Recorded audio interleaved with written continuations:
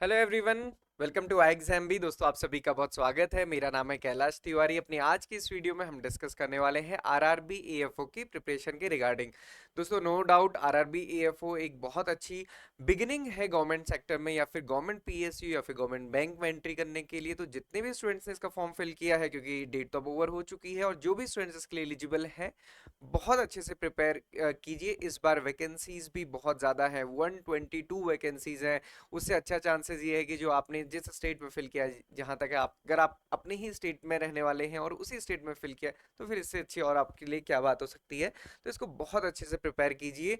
Paper का pattern थोड़ा सा डिफरेंट होता है, आईबीपीएस एएफओ जैसा नहीं है। हालांकि सब्जेक्ट्स कॉमन है, बट जो कैलकुलेशन है या जो फाइनल सिलेक्शन है, जैसे एएफओ में एग्रीकल्चर के बेसिस पे होता है और इंटरव्यू के बेसिस पे होता है, तो यहाँ पे ओवरऑल मार्क्स के बेसिस पे होता है। तो हर किसी चीज को ध्यान में रखते हुए करना है। मैं ये कह सकता हूँ जो स्टूडेंट्स आरआरबी एएफओ के लिए एलिजिबल है उनकी पहली प्रायोरिटी यही एग्जामिनेशन होना चाहिए। तो अपनी आज की इस वीडियो में यही डिस्कस करने वाले हैं, और साथ ही साथ ये डिस्कस करने वाले हैं जो लास्ट ईयर 40 क्वेश्चंस एग्रीकल्चर के आए थे उनको हम डिटेल में डिस्कस करेंगे।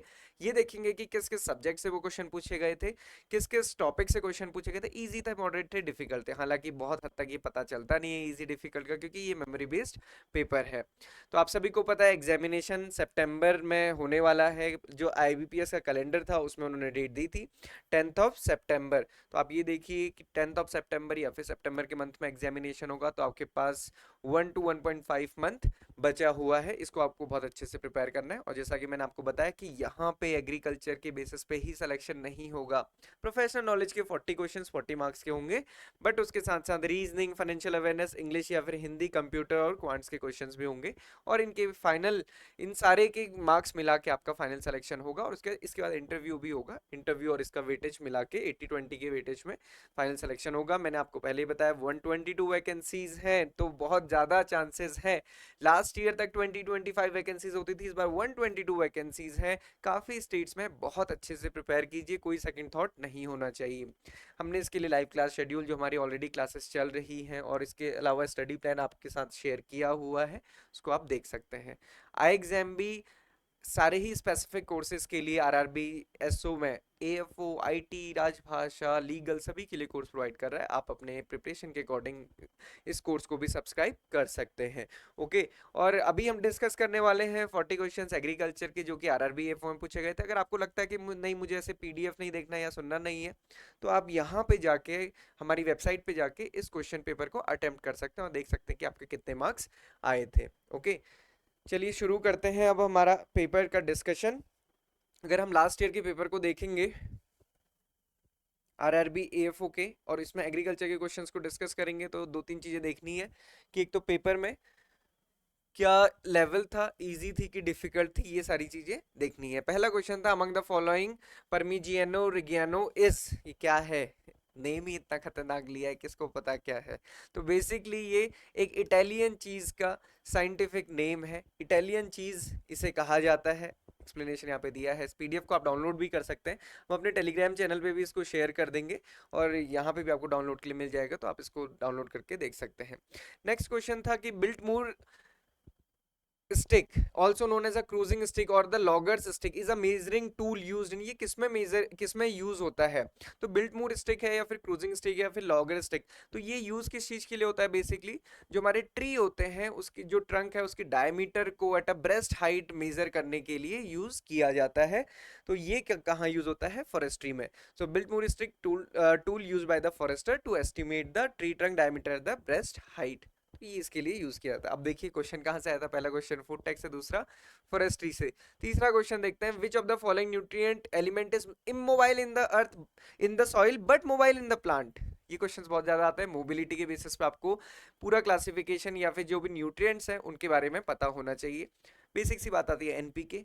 एनपीके प्लांट में तो बहुत मोबाइल है, बट नाइट्रोजन जो है वो सॉइल में भी मोबाइल है, फास्फोरस सॉइल में मोबाइल नहीं है।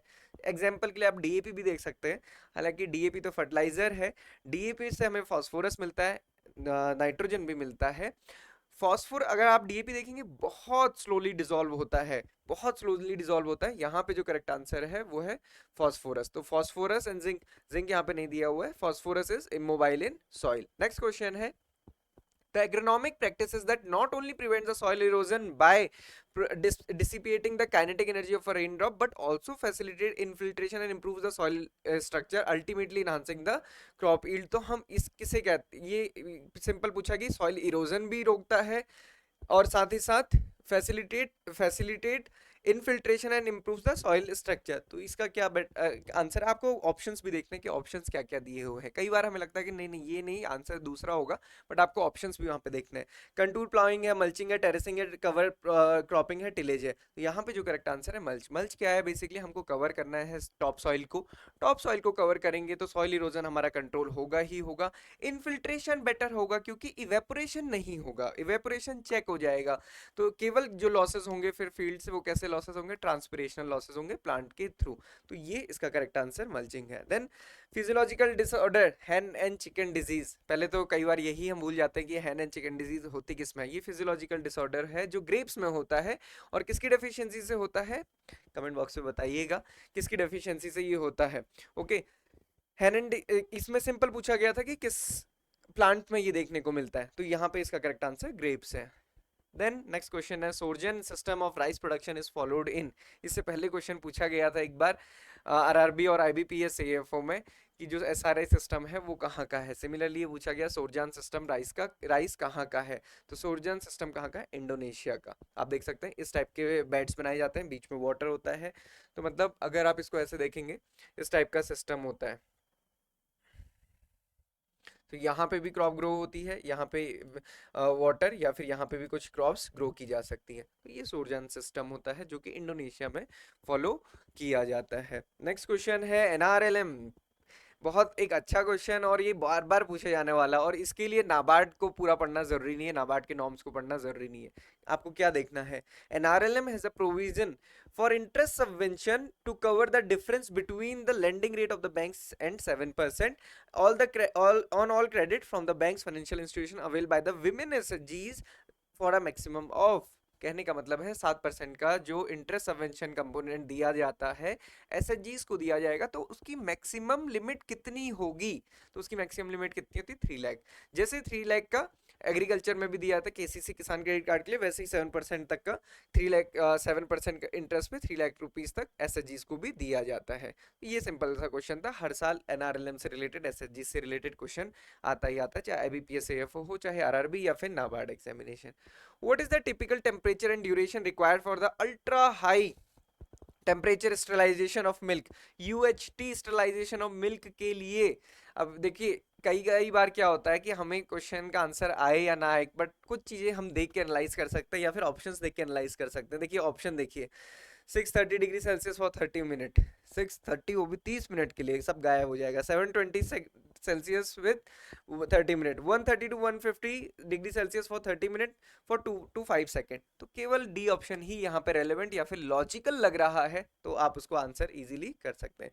तो यूएचटी में है बहुत रैपिड हीटिंग होती है और कोई केवल 2 से 3 सेकंड के लिए किया जाता है। Okay, the optimum temperature range in the RH for incubating silk worm. अब कभी कभी ना इस टाइप के क्वेश्चन भी आते हैं, हम सोचते हैं अब इसका आंसर कैसे, हमको तो पता ही नहीं है क्योंकि कई सारी चीजें होती है। तो जनरली हमेशा आप देखिए कि जो किस सिस्टम में, क्या वहां पे बहुत ठंडा चाहिए, क्या वहां पे बहुत गर्म चाहिए, या फिर नॉर्मल टेम्परेचर चाहिए। तो आप अगर आपने सिल्क वॉर्म रियरिंग देखी होगी तो आप इसको इजीली बता सकते हैं कि जो इंक्यूबेट एग करने के लिए नॉर्मल रूम टेम्परेचर की कंडीशन चाहिए, ना ज्यादा ठंडा ना ज्यादा गर्म। तो अब maintaining a temperature of 25 degree Celsius 77 degree Fahrenheit with the relative humidity of 80% consider a standard recommendation for silk worm egg incubation. तो यहाँ पे कौन सा आपका आंसर सही है, 25 डिग्री सेल्सियस और 80% आरएच। इसके अलावा आप देखेंगे तो हालांकि इसमें बहुत वेरिएशन, मतलब यहाँ पे थोड़ा सा हम कह सकते हैं कि डिफिकल्ट क्वेश्चन था क्योंकि केवल 1 डिग्री सेंटीग्रेड का डिफरेंस दिया हुआ है। The two state where the national Kamdhenu breeding centre have been established under the राष्ट्रीय गोकुल मिशन। हालांकि ये करंट का क्वेश्चन थोड़ा सा लेट हो चुका है, लास्ट ईयर के रेफरेंस में था, तब उसका आंसर सही था आंध्र प्रदेश एंड मध्य प्रदेश। ओके, इसको भी ज़्यादा डिस्कस नहीं करेंगे। Which of the following option best defines the term transhumance. Transhumance किसके लिए यूज किया जाता है? तो जैसे आप सभी ने सुना होगा जिसको हम झूम कल्टीवेशन कहते हैं या फिर स्लैश एंड बर्न कल्टीवेशन कहते हैं, तो वहां पे केवल हमारा फोकस एग्रीकल्चर होता है, बट यहाँ पे हमारा फोकस पास्चर और साथ साथ लाइव स्टॉक होता है। मतलब हम लाइव स्टॉक लेके जा रहे हैं कहीं पे, जहाँ पे ग्रेजिंग के लिए अच्छा एरिया मिला वहां पे जानवरों को कुछ टाइम रखा, उसके बाद नेक्स्ट जगह के लिए, तो उसको ट्रांस ह्यूमंस कहा जाता है। तो यहाँ पे आप देखेंगे सी ऑप्शन इसका करेक्ट है। Transhumance involves the movement of livestock in search of fresh pasture and water. तो ये क्या है, ट्रांस ह्यूमंस।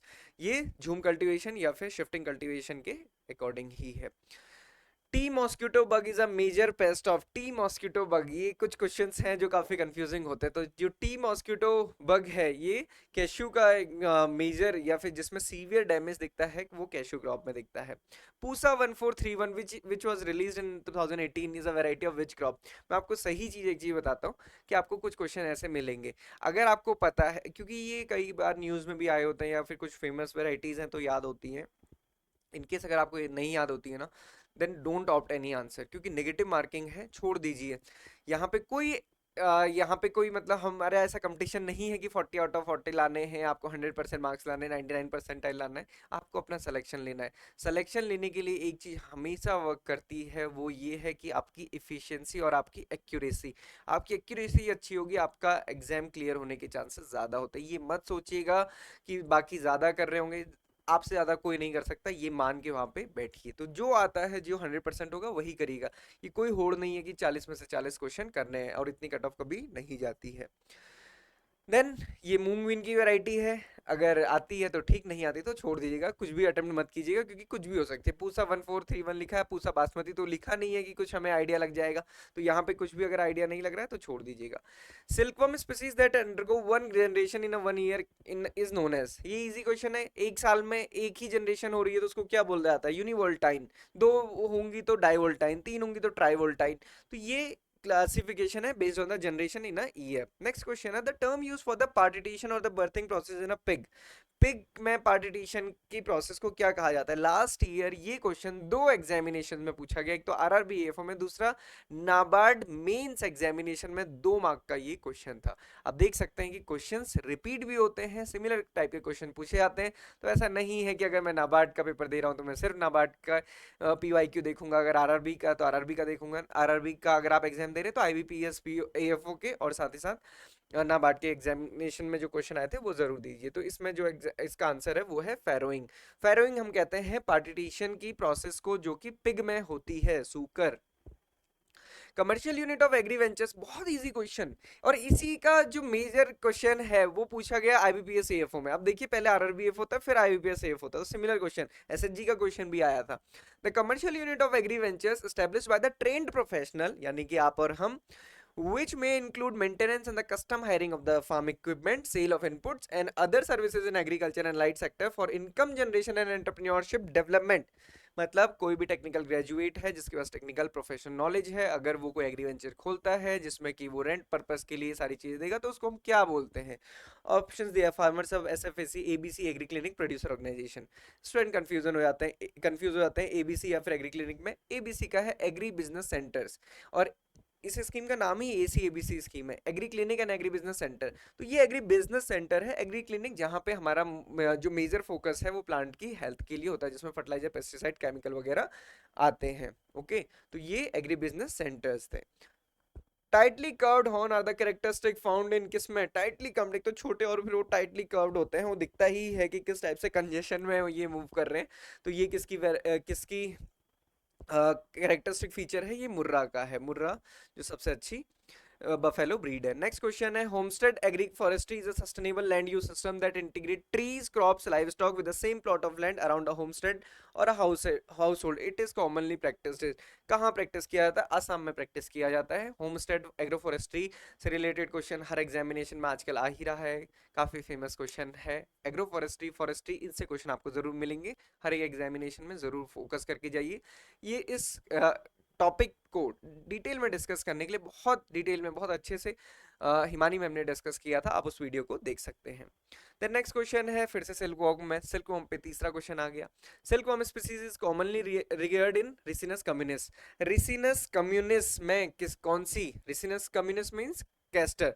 कैस्टर में कौन सी जो स्पीसीज है वो ग्रो होती है, मलबरी, इरी, मूंगा, तसर, ऑल ऑफ दीज। तो यहाँ पे जो इरी है वो यहाँ पे eri silkworm host plant Ricinus communis, Ricinus communis means castor. Okay, then veneer grafting, also known as a bud grafting or the chip budding, is a horticulture technique used to propagate plants by joining bud or bud shield from one plant to another. ये किस में की जाती है? तो veneer mango option है, तो आपको टिक करना है। ओके, हालांकि मेथड्स कुछ कुछ चेंज भी होती रहती हैं, बट यहाँ पे जो आपको प्रॉपर ऑप्शन दिख रहा है वो मैंगो का ही है, बाकी आप देखेंगे नहीं कोई सही आंसर है। The von Bertalanffy equation is frequently used in fisheries biology and fisheries management to estimate. अब पता है तो ठीक, नहीं पता है तो इसमें भी आप कुछ नहीं कर पाएंगे, क्योंकि ये इसका जो करेक्ट आंसर है वो लेंथ और वेट मेजर करने के लिए ये होती है। ये चीज भी ध्यान देना है, सिर्फ क्वेश्चन आंसर आना ही सफिशिएंट नहीं है। क्वेश्चन नहीं आता है तब क्या करना है, ऑप्शन अच्छे से एनालाइज कीजिए, नहीं समझ आ रहा तो छोड़ दीजिए। नेक्स्ट क्वेश्चन है, agronomy method of controlling soil erosion are employed if the slope is, slope कितना है जब आप एग्रोनॉमिक मेथड्स को यूज करेंगे। तो ये बहुत अच्छा एक क्वेश्चन है, ये आपको ध्यान भी रखना है। 1 से 2% तक स्लोप है तभी आप एग्रोनॉमिक मेजर्स यूज कर सकते हैं, उसके बाद फिर आपके कंट्रोल में नहीं है। 1 से 2 में भी अगर आप देखेंगे जो स्लोप होता है वो कुछ इस टाइप से होने लग जाता है। अब इससे ज्यादा स्लोप है, फिर वो बहुत ज्यादा स्लोप है, फिर वो मैकेनिकल इंटरवेंशंस उसमें चाहिए, वो नहीं हो पाएगा एग्रोनॉमिक तरीके से। ठीक, नेक्स्ट क्वेश्चन है, which of the following programme was introduced to bridge the gap between research system and extension system. यहाँ पे सारे ऑप्शंस दिए हैं, उनमें ही आप इजीली कर सकते हैं। राष्ट्रीय कृषि विकास योजना नहीं, प्रधानमंत्री फसल बीमा योजना नहीं, नेशनल एग्रीकल्चर रिसर्च सिस्टम ये केवल रिसर्च के लिए, नेशनल एग्रीकल्चर एक्सटेंशन प्रोग्राम, तो ये करेक्ट आंसर है, 1980s के टाइम पे ये आया हुआ था। ओके, नेक्स्ट क्वेश्चन है, फ्लोर स्पेस रिक्वायरमेंट पर animal for pregnant cow under the covered area, covered area में प्रेग्नेंट काउ के लिए कितनी स्पेसिंग चाहिए होती है? तो यहाँ पे ऑप्शन दिए हैं जी, इसमें 120 टू 140 स्क्वायर फीट वाला ऑप्शन सही है। मीटर में दिया है, स्क्वायर मीटर में दिया है या फिर स्क्वायर फीट में दिया है, ये जरूर देख लीजिए। How much more percentage of plant accommodated by the hexagonal system as compare to the square system, square system से कितने ज्यादा इसमें किए जा सकते हैं? तो आपको पता है स्क्वायर सिस्टम में 4 है, इसमें एक बीच में है, तो हेक्सागोनल सिस्टम ये बन जाता है। फिर नेक्स्ट, तो ये पूरा एक हेक्सागन बनता है इस टाइप से, है ना। तो यहाँ पे 15% ज्यादा प्लांट एकोमोडेट किए जा सकते हैं। फिर से देखिए ब्रीड पे क्वेश्चन, अगर आपने अभी तक एक चीज देखा है, तो जो हम कोर एग्रीनॉमी या फिर कोर सॉइल साइंस पढ़ते हैं उससे कोई क्वेश्चन नहीं आया। नेक्स्ट क्वेश्चन देखिए, the breed was known in England as early as 1771 was regarded very favorably because of its milk and butter fat production। यहीं पे हिंट है, फेमस किसकी वजह से थी? फैट परसेंटेज की वजह से और मिल्चिंग कैपेसिटी की वजह से। They have light brown coat with varying shades ranging from pale fawn colour to the dark brown. Identify the breed of cattle, कौन सी ब्रीड है? तो एचएफ तो हो ही नहीं सकती है, एचएफ में तो बहुत क्लियर है क्या है, ब्लैक एंड व्हाइट होना चाहिए। फिर इंग्लैंड से आई है, तो साहिवाल तो हो ही नहीं सकती, गिर और सिंधी भी नहीं से, कौन सा बचा ऑप्शन? जर्सी। अगर जर्सी बहुत क्लियरली आपको नहीं भी समझ आ रहा है तो कुछ हिंट देख के आप इसको सॉल्व कर सकते हैं, क्योंकि ब्रीड याद करना मैं मानता हूं कि एक बहुत बड़ा मुश्किल काम होता है। ओके, नेक्स्ट क्वेश्चन है, 9 row seed cum fertilizer drill operated at a forward speed. ये क्वेश्चन पूरा न्यूमेरिकल है, अभी हम इसको सॉल्व नहीं करते हैं, इसका पूरा डिटेल यहाँ पे हमने दिया हुआ है, आप इसको पढ़ के इजीली सॉल्व कर सकते हैं, ये आप देख लीजिएगा। बहुत डिफिकल्ट नहीं होता है, इजी क्वेश्चन होते हैं। न्यूमेरिकल वाली जो वीडियो हमने बनाई थी उसमें ये सारे क्वेश्चन हमने सॉल्व किए थे। Which animal fibre is often referred as a soft gold due to its very valuable and desirable properties. तो सॉफ्ट होता है जिसका, ये इस टाइप के क्वेश्चन भी बहुत आने लग गए हैं आजकल, शीप एंड गोट्स स्पेसिफिकली। तो ये मोहेर जो स्पेसिफिकली ब्रीड है उसकी बात यहाँ पे की जा रही है। Which insect lay egg in the guava fruit, उसकी वजह से ये किसी लायक नहीं रहता, causing damage and rendering the unmarketable. तो यहाँ पे जो करेक्ट आंसर है वो गुआवा फ्रूट फ्लाई है। आप देखेंगे ये गुआवा की फ्रूट फ्लाई है जो कि पियर्स करके गुआवा में एग लेइंग कर देती है, जिसकी वजह से एग सॉरी एग तो ठीक रहता है, गुआवा खराब हो जाता है। Okay, classic example of anadromous fish, anadromous fish होती क्या है? सो बेसिकली ड्रमस मींस यहाँ पे भी माइग्रेशन हो रहा है, माइग्रेशन होता है फिश का basically for the breeding purpose, marine water to fresh water to marine water. तो एनाड्रमस वो सिचुएशन है जब मैरीन वाटर से फ्रेश वाटर में मूवमेंट होता है या फिर माइग्रेशन होता है, उसको एनाड्रमस बोलते हैं। इसका जस्ट अपोजिट जो होता है कि फ्रेश वाटर से मैरीन वाटर में मूवमेंट होता है, तो वो कैटाड्रमस होता है। मूवमेंट कहने का मतलब कि मछली ने अपनी जो पूरी लाइफ थी वो मैरीन वाटर में बिता दी। उसके बाद जब ब्रीडिंग का टाइम आया तो वो कहाँ मूव करी, फ्रेश वाटर में, इसको बोलते हैं एनाड्रमस। तो यहाँ पे कौन सा एग्जाम्पल है, ये थोड़ा सा याद करना पड़ेगा। हिल्सा बेसिकली है ये, टेन्यूलोसा इलीशा भी इसको बोला जाता है। How much quantity of FIM per hectare is required, NPK अगर दिया है चौकी गार्डन में कितना चाहिए होगा। ये क्वेश्चन भी थोड़ा सा डिफिकल्ट इसलिए है क्योंकि हमें हर किसी का इस टाइप से याद रहता नहीं है। अगर आप इसमें देखेंगे तो 40 एमटी इसका आंसर आएगा। Then which submission under the national livestock mission focuses on the conducting the livestock census, livestock census कौन कंडक्ट करता है, इस क्वेश्चन को आप ऑप्शन देख के ही आंसर कर देंगे।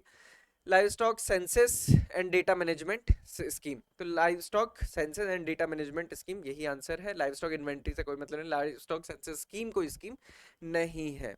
Okay, then which mushroom is most viable throughout the worldwide whose commercial cultivation has already attained the high tech system, और बहुत ज्यादा प्रोड्यूस होता है, वो कौन सा मशरूम है। सिंपल सा आंसर है, जिसको आप सबसे ज्यादा खाते हैं। आप जाते हैं तंदूरी मशरूम खाते हैं तो कौन सा मशरूम आता है आपके पास, बटन मशरूम, तो बटन मशरूम ही इसका आंसर है। गैरिकस बाइस्पोरस जिसको हम साइंटिफिकली जानते हैं। Which of the following fodder crop is known as the gum producing properties, कौन सा फॉडर क्रॉप है जिसमें कि गम बहुत ज्यादा है, तो ग्वार गम है ना। ये तो मेरे को लगता है गम बोलते हैं तो ग्वार गम निकल ही जाता है। ऑप्शन भी देखेंगे तो आपको पता चल जाएगा, ग्वार is the correct answer here. Okay, what is the toxic compound found in the subabul, subabul में कौन सा that can negatively impact the animal health, कौन सा है। मिमोसिन होता है जो कि इसमें पाया जाता है, जिसका एनिमल हेल्थ पे एक नेगेटिव इंपैक्ट होता है। Which of the following which is not a breed of goat, last time आप देखेंगे ब्रीड की गोट से रिलेटेड एएफओ में भी क्वेश्चन आया था। क्वेश्चंस के पैटर्न वही है, मतलब जो एग्जाम सेट करने वाले उनको पता है क्वेश्चन कहाँ कहाँ से देने हैं। तो यहाँ पे जो आंसर करेक्ट है भागरवाल, इस ब्रीड, गोट की ब्रीड नहीं, आप देखेंगे बहुत अलग अलग टाइप की ब्रीड है, डॉग की भी एक ब्रीड होती है। Which of the following element is responsible for the biosynthesis of oil, तो बायोसिंथेसिस की ऑयल के लिए कौन सा इंपॉर्टेंट है ग्राउंडनट में, sulphur. Then type of silviculture system, फिर से forestry, which can regenerate through the seeds and majority have the long life, तो उसको हम क्या बोलते हैं, उसको हम हाई फॉरेस्ट बोलते हैं। यहाँ पे अगर आप ऑप्शन देखें पुलार्डिंग, पुलार्डिंग तो खैर बेसिकली जो प्लांट को ट्रंक से कट करने को हम कहते हैं। हाई फॉरेस्ट मतलब जो फॉरेस्ट सीड से ग्रो किया गया। कोपाइसिंग मतलब आपने एक फॉरेस्ट था उसको काट दिया, अब ये इस टाइप का ट्री बचा हुआ है, ये ट्री है, बाकी ये ट्री इस टाइप से काटा, अब तो यहाँ से जो न्यू निकल इमर्जिंग होने लगे हैं प्लांट, उनको हम बोलते हैं कोपाइसिंग। तो यहाँ पे हाई फॉरेस्ट इसका करेक्ट आंसर है। एम्प्टी बैरल्स, ये क्वेश्चन भी एएफओ में लास्ट टाइम पूछा गया, देखिए आरआरबी एएफओ में पूछा गया था, तो उन स्टूडेंट्स के लिए भी ये वीडियो इंपॉर्टेंट है जो एएफओ की प्रिपरेशन कर रहे हैं। Empty barrels plastic container styrofoam bodies in a cage culture can be use for the purpose, किस पर्पस के लिए, तो किस पर्पस के लिए यूज की जाती है, फ्लोट पर्पस के लिए यूज की जाती है। बेसिकली केज सिस्टम में, केज सिस्टम चाहे लेक में है या फिर सी में है, हमने केज सिस्टम बनाया तो क्या उसमें फ्लोट करने के लिए और उसको कवर करने के लिए ये रहता है। इसके आगे फाइनेंशियल अवेयरनेस के क्वेश्चन है, बाकी सब्जेक्ट के क्वेश्चन है, बहुत बड़ा पीडीएफ है, 81 पेजेस है, हमने केवल 12 पेजेस डिस्कस किए हैं। आप इस पीडीएफ को पूरा डाउनलोड करके सारी चीज़ें देख सकते हैं। सो आज के लिए इतना ही, यहीं पे इसको एंड करते हैं। ज़रूर चेक कीजिए अपनी preparation regularly, mock test previous year paper के थ्रू, वो आपको हमारी वेबसाइट पे बिल्कुल फ्री मिल जाएंगे। किसी भी डाउट क्वेरी क्वेश्चन के लिए आप हमें कनेक्ट कर सकते हैं, पीडीएफ हम इसका टेलीग्राम ग्रुप में भी शेयर कर देंगे। Thank you for watching this video and have a great day ahead.